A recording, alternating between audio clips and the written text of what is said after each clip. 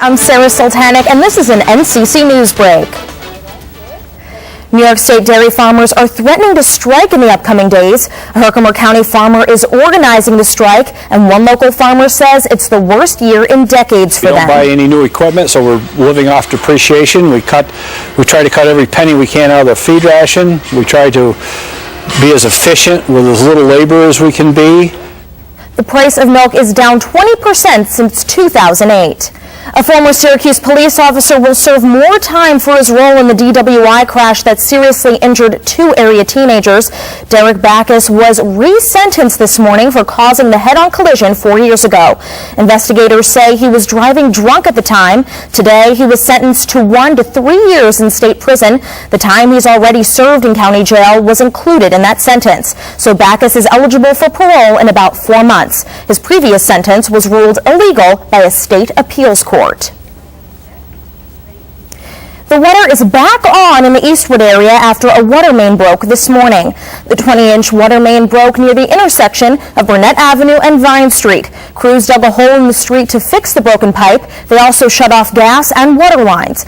The Blessed Sacrament School on James Street was closed all day. Burnett, Sherwood, and Fairview Avenue residents are still without water. Central New York's Planning and Development Board has received a $500,000 grant to study climate change.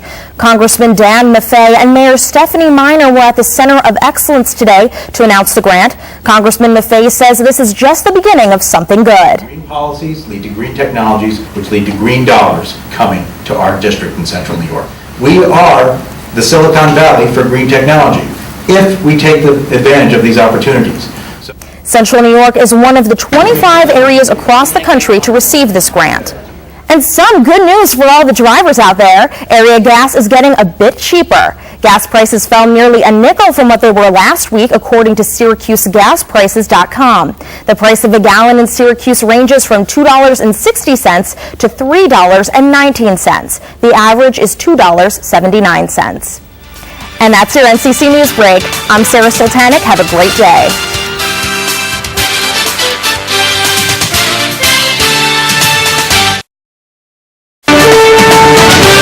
The Syracuse Common Council is voting on several important issues today. Good afternoon. I'm Jason Lucas. And I'm Sara Sultanik. Among those issues are the proposed zoning changes in university neighborhoods. And that's our top story.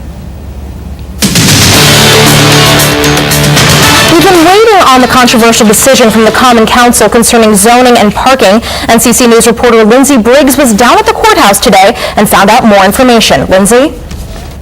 The number of outstanding warrants in Onondaga County has been reduced due to the success of Operation Safe Surrender that took place this past weekend. Out of the 6,000 outstanding warrants in Syracuse, 305 people turned themselves in. And according to Syracuse Police Chief Frank Fowler, it was mostly to avoid an embarrassing situation.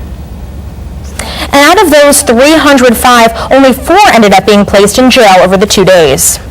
Fayetteville Manlius is looking to take their traditional grass field and install a new field turf. Although all donations are from private funds, FM has raised about $750,000, a little less than half of their goal.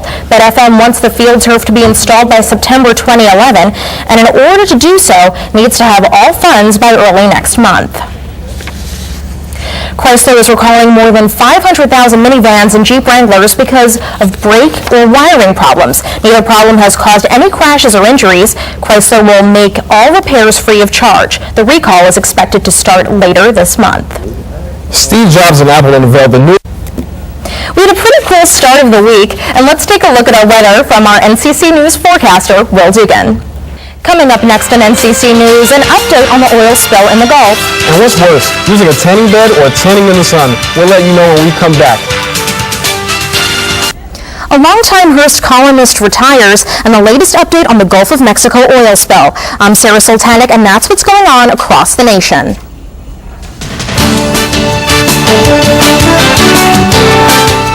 Authorities involved with the Gulf of Mexico oil spill say the device used to cap off the gushing well is now collecting close to 500,000 gallons of oil every day. This may sound like a lot, but Coast Guard Admiral Thad Allen says it's unclear the percentage of oil this represents. This is because the oil spill involves many oil patches, not just one.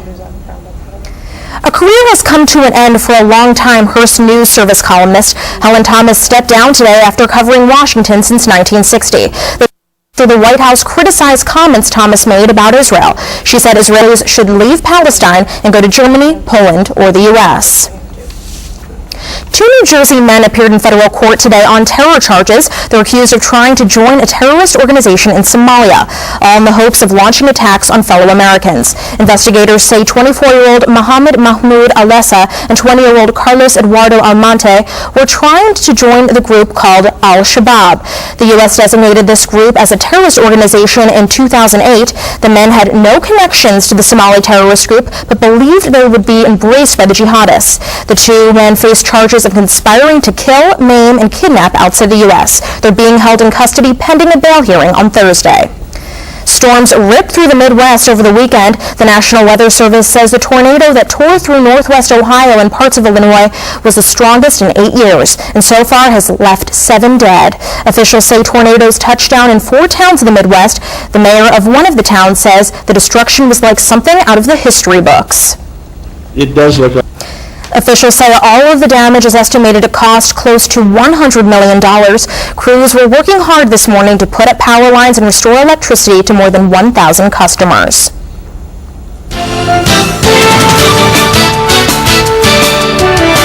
Former Union Carbide employees could face prison time. This comes after courts in India convicted 7 former employees of the Union Carbide Corporation on the charge of death by negligence, all for their roles in the 1984 Bhopal gas tragedy.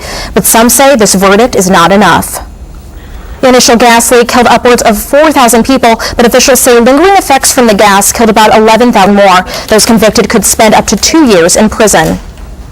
4 Palestinian militant divers are dead today. The Israeli Navy spotted Palestinians this morning in diving suits off the Gaza coast and opened fire. The Israeli military says its forces acted in self-defense and prevented an attack. This comes a week after 9 Palestinian activists were killed approaching Gaza, and Israel is enforcing a naval blockade of Hamas-ruled Gaza. And that's your World News Roundup. That's great, Well, the Boston Celtics turned the tide on the Lakers. And it's been 3 in Philadelphia. Guys, will the Blackhawks close it out or tomorrow in Philly, or will the Flyers be sending it back to Chicago for a Game 7? Well, I'm from Philadelphia, so y'all know I'm rooting for the Flyers. Coming up next, we'll have a preview of NCC News at 4:45. We'll be back right after the break.